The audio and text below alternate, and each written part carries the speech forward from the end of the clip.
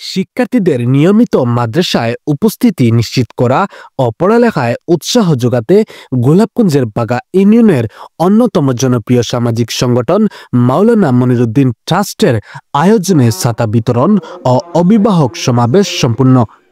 শনিবার দুপুরে মদিনাতুল উলুম হুসাইনিয়া গোলাপনগর মোহাম্মদপুর মাদ্রাসা ও এতিমখানার প্রাঙ্গণে অনুষ্ঠিত হয় এ আয়োজন।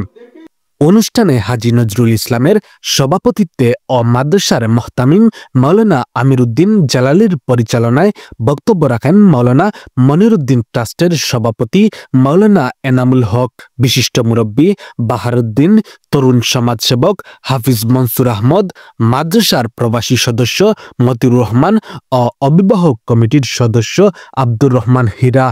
পরে নিয়মিত উপস্থিত শিক্ষার্থীদের হাতে ছাতা তুলে দেন অতিথিরা। আর এই ছাতা উপহার পেয়ে শিক্ষার্থীদের মুখে ছিল আনন্দের ঝিলিক।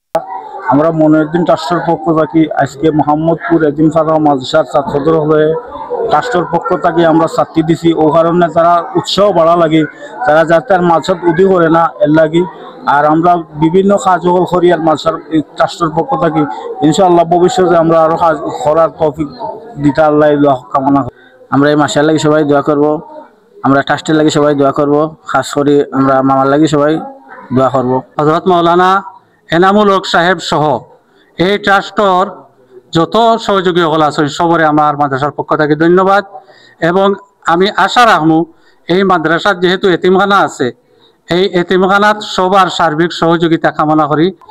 আমরা মোহাম্মদপুর মাদ্রাসা সুরার পক্ষ থেকে ট্রাস্টের এই অনুদানকে ধন্যবাদ জানাই। আর অনুষ্ঠান শেষে মাদ্রাসা শিক্ষকদের ছাতা উপহার দিয়ে হাফিজ মনসুর আহমেদের দোয়ারের মাধ্যমে আয়োজিত অনুষ্ঠানের সমাপ্তি হয়।